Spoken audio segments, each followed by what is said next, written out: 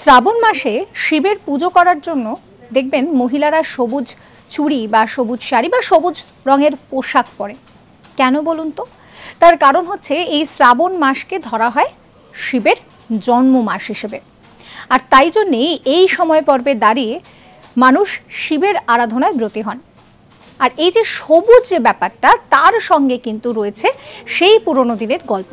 সৃষ্টিকে রক্ষা করার জন্য যখন শিব যে সমুদ্র মন্থন থেকে বিষ উঠে এসেছিল, সেই বিষ যখন পান করেছিলেন তার রং কিন্তু ছিল নীলচে সবুজ। এবং তিনি যে রক্ষাকর্তা সেই বিষয়টা আমরা সবাই জানি।